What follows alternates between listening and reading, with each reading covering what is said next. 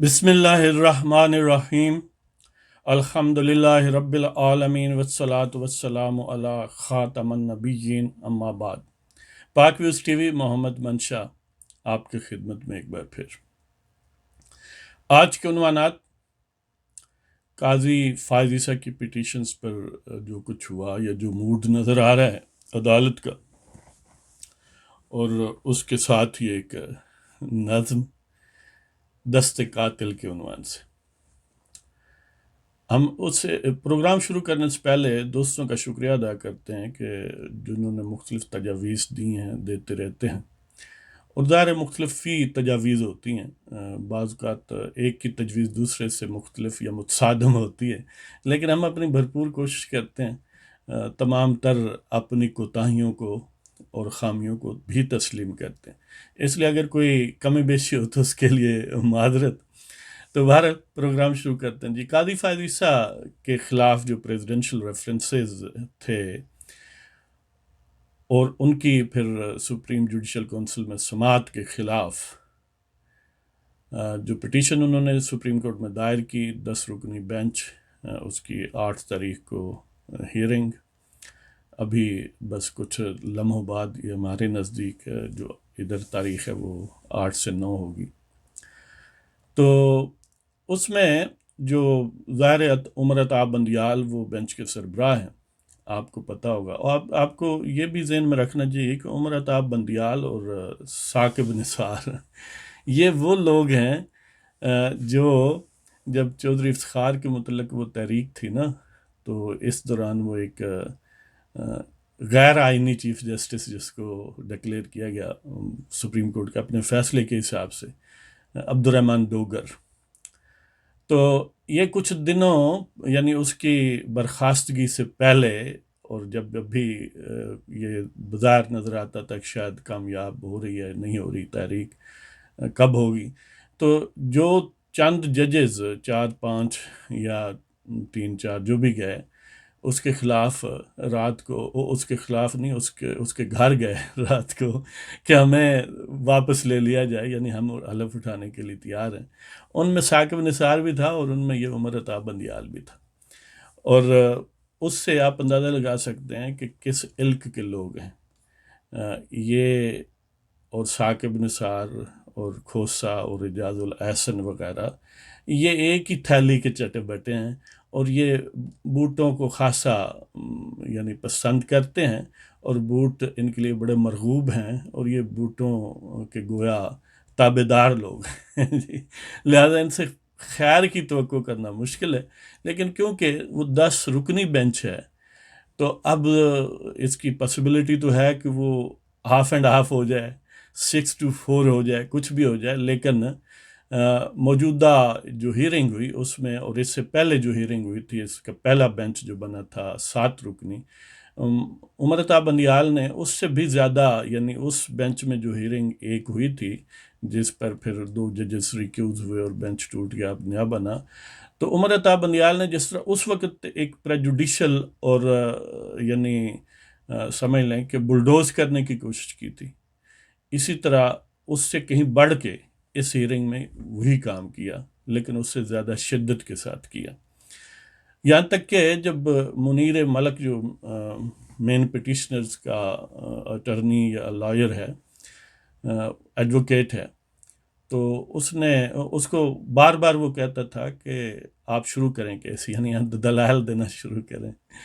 انہوں نے اسے پوائنٹ آؤٹ کیا کہ حضور یہ اٹرنی جنرل نے جو جواب دینا تھا نا، آپ نے کہا تھا کہ 1 ہفتے کے اندر دیں، تو انہوں نے تو نہیں دیا، اور میں ظاہر جواب آئے گا، اس کو پڑھوں گا تو پھر معاملات آگے چلیں گے۔ تو اٹارنی جنرل نے ادھر کہہ دیا کہ نہیں، میں بڑا بزی آدمی ہوں، میں بیرون ملک تھا، پھر جاؤں گا، یہ وہ، تو مجھے وقت نہیں ملا، چلو کوئی بات نہیں، میں جمع کرا دیتا ہوں ہیں جی، ابھی یعنی پھر کہا کہ چلو اس کو ایڈوانس کاپی دے دیں منیر ملک کو، پھر ایڈوانس کاپی دی گئی، لیکن آفیشلی اس نے سبمٹ ابھی کورٹ میں خود وہ کرایا نہیں جواب جو ہے حکومت کی طرف سے۔ تو پھر عمر عطا بندیال جو ہیں وہ بڑے یعنی جلدی میں تھے، شاید ٹرین میں سوری ہو گئی یا کیا سلسلہ تھا جی کہ ابھی شروع کریں، تو اس نے کہا کہ بھائی ہمیں پڑھنے دیں، اب شروع ویسے ہی کر دیں. تو بہرحال بڑی یعنی سبمیشنز کے بعد، اور جو ساتھ باقی ججز تھے ان کے طیور بھی ظاہر ہے وہ پھر ان میں سے ایک دو بول ہی پڑے کہ ٹائم تو دینا چاہیے ہیں جی. تو بالآخر اور سامنے وکلاء کی تنظیموں کے نمائندے بھی گھور رہے تھے. تو بہرحال الٹیمیٹلی بات 2 ہفتے کی بجائے عمر عطا بندیال نے پھر بھی 5 دن دیے، یعنی اب 14 اکتوبر کو دوبارہ سماعت ہوگی. تو بظاہر یہ جو صورتحال نظر آتی ہے کہ یہ چاہتے ہیں کہ کھوسا کیونکہ 20 دسمبر اس کا لاسٹ ورکنگ ڈے ہوگا، 21 کو وہ ریٹائر ہو جائے گا، تو اس سے پہلے وہ مرغی حلال کرنے کے درپے ہیں. اور دیکھ لیں کہ یہ عمر عطا بندیال ہے جس نے ایک یعنی پاسبلٹی بڑی سٹرانگ ہے کہ یہ بھی چیف جسٹس بنے گا.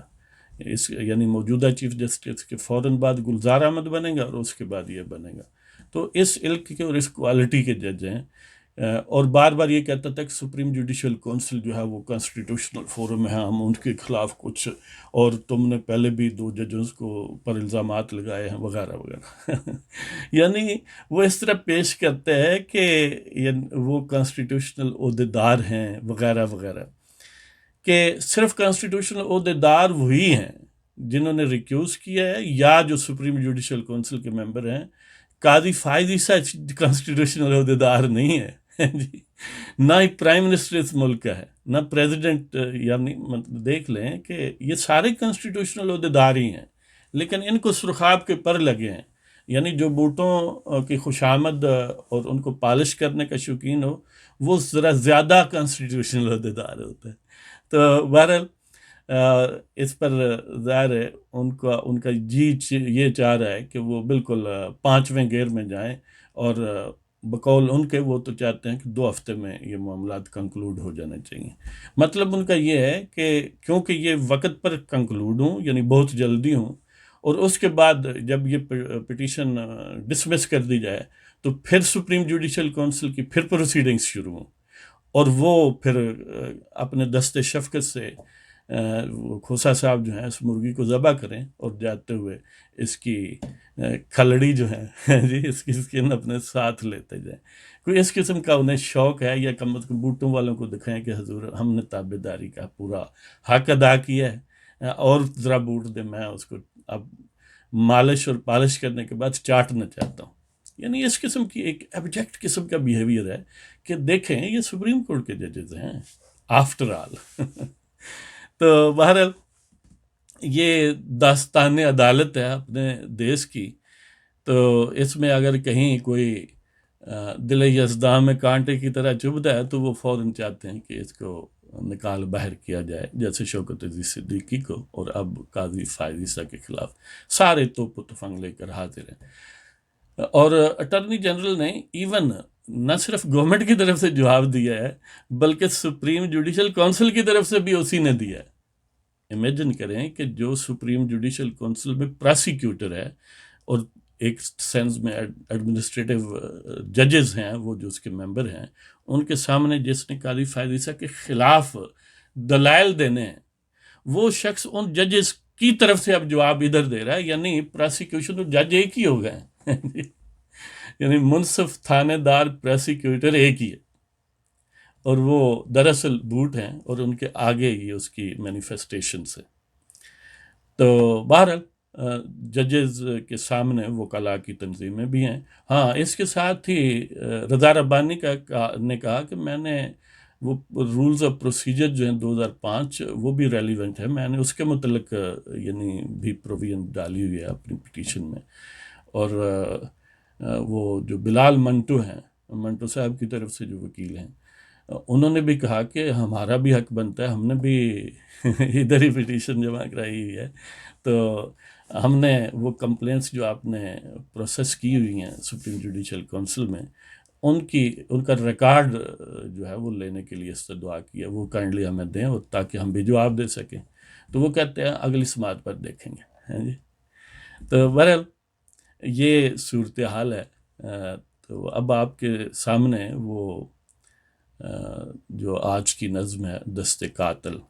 یہ دست قاتل دیکھ لیں کہ دست قاتل کے کئی روپ ہیں، بوٹ ہیں، بوٹوں کے مالشی اور پالشی ہیں، اور ایک اور صاحب جو وہ جو عجوبہ روزگار ہیں، وہ چین میں گئے ہیں اور یہ فرمانے لگے ہیں کہ ان کی بڑی خواہش ہے کہ چینیوں کی طرح، چینی صدر کی طرح یا وزیر اعظم کی طرح ان کے اختیارات ہوں، اور وہ جس کو چاہیں، یعنی وہ چاہتے ہیں کہ 500 مرغیاں میں پھنسانا چاہتا ہوں، وہ کہتے ہیں 500 لوگوں کو میں جیل میں ڈال سکوں، یہ میرے پاس اختیارات ہونے چاہیے۔ دوسری طرف وہ جاوید اقبال کہتا ہے کہ میرے پاس محمد بن سلیمان کے اختیار ہونے چاہیے، وہ ویڈیو المعروف ویڈیو والے سرکار جو ہیں، اور یہ سارے سجادہ نشین جی ایچ کیو شریف کے چیلے چانٹے ہیں، ان کی خواہشیں دیکھ لیں کیسی ہیں۔ تو بہرحال اب آگے چلتے ہیں کہ دست قاتل عدوان ہے، دیکھیں دست قاتل میں جان کب تک رہتی ہے، دیکھیں دست قاتل میں جان کب تک رہتی ہے، خلق خدا پس دیوار زنداں کب تک رہتی ہے، دیکھیں دست قاتل میں جان کب تک رہتی ہے، خلق خدا پس دیوار زنداں کب تک رہتی ہے۔ یعنی کچھ لوگ جو ہیں وہ سر پر کفن باندھ کر نکلے ہوئے ہیں، تو 27 اکتوبر کو گویا یوم حساب ہے، تو دیکھتے ہیں اس کے پہلے نتائج برآمد ہوتے ہیں یا اس دن یا اس کے بعد۔ تو دست قاتل، دیکھیں دست قاتل میں جان کب تک رہتی ہے، دیکھیں دست قاتل میں جان کب تک رہتی ہے، خلق خدا پس دیوار زنداں کب تک رہتی ہے، ظلمت شب ہے ان درو بام پہ قابض کب تک، ظلمت شب ہے ان درو بام پہ قابض کب تک، وطن کی سحر سرگرداں کب تک رہتی ہے، ظلمت شب ہے ان درو بام پہ قابض کب تک، وطن کی سحر سرگرداں کب تک رہتی ہے، دہائیوں کے مغضوب بے خوف ہونے لگے ہیں، دہائیوں کے مغضوب بے خوف ہونے لگے ہیں، دیکھیں ظالم کی ہمت جواں کب تک رہتی ہے، دہائیوں کے مغضوب بے خوف ہونے لگے ہیں، دیکھیں ظالم کی ہمت جواں کب تک رہتی ہے، پاک وطن سجدہ گاہی تو ہے اہل ایمان کی، پاک وطن سجدہ گاہی تو ہے اہل ایمان کی، دیکھیں مسجد محروم اذاں کب تک رہتی ہے، پاک وطن سجدہ گاہی تو ہے اہل ایمان کی، دیکھیں مسجد محروم اذاں کب تک رہتی ہے، ظلم کی رسی دراز کافی ہو چکی ہے اب تو، ظلم کی رسی دراز کافی ہو چکی ہے اب تو، خدایا یہ داستان خون چکاں کب تک رہتی ہے، ظلم کی رسی دراز کافی ہو چکی ہے اب تو، خدایا یہ داستان خون چکاں کب تک رہتی ہے، قوم جس کی تاسیس میں عہد احیائے دی ہے، قوم جس کی تاسیس میں عہد احیائے دی ہے، یعنی پاکستان اس لیے بنایا گیا تھا کہ ہم نے دین کا احیاء کرنا ہے، برصغیر کے مسلمانوں کو ایک مکمل نظام میں اسلام اور اسلامی معاشرے میں ڈھلنا ہے اور اس میں رہنے کے فیوض و برکات لینے ہیں، تو قوم جس کی تاسیس میں عہد احیائے دی ہے، خدام اغیار کے ہاتھوں ناتواں کب تک رہتی ہے، یعنی جس قوم نے احیاء دین کرنا تھا وہ اغیار کے خادموں ہیں جی، یہ جو نوکر چاکر ہیں جو بوٹوں والے ہیں اور پھر انہوں نے فردر نوکر رکھے ہوئے ہیں کہ ان کے ہاتھوں یہ ناتواں اور یرغمال کب تک رہتی ہے، قوم جس کی تاسیس میں عہد احیاء دی ہے، خدام اغیار کے ہاتھوں ناتواں کب تک رہتی ہے، بنی آدم کا کھلا دشمن ہے شیطان آفرینش سے، بنی آدم کا کھلا دشمن ہے شیطان آفرینش سے، یعنی گھرانہ آدم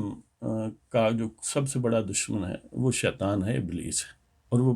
جب سے آدم پیدا ہوا ہے اس دن سے جی اس دن سے اسے تکلیف ہے اس گھر سے، تو بنی آدم کا کھلا دشمن ہے شیطان آفرینش سے، ہم پہ ذریت ابلیس حکمراں کب تک رہتی ہے،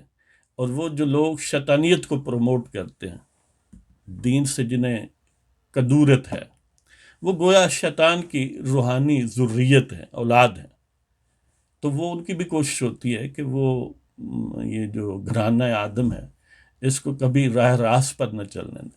تو وہ ظلم و جبر اور مختلف ہتھ کنڈے استعمال کرتے ہیں کہ بنی آدم کا کھلا دشمن ہے شیطان آفرینش سے، ہم پہ ذریت ابلیس حکمراں کب تک رہتی ہے۔ دیکھیں دست قاتل میں جاں کب تک رہتی ہے، خلق خدا پس دیوار زنداں کب تک رہتی ہے، ظلمت شب ہے ان در و باں پہ قابض کب تک، وطن کی سحر سرگرداں کب تک رہتی ہے، دہائیوں کے مغزوب بے خوف ہونے لگے ہیں، دیکھیں ظالم کی ہمت جواں کب تک رہتی ہے، پاک وطن سجدہ گاہی تو ہے اہل ایمان کی، دیکھیں مسجد محروم اذاں کب تک رہتی ہے۔ ظلم کی رسی دراز کافی ہو چکی ہے اب تو، ظلم کی رسی دراز کافی ہو چکی ہے اب تو،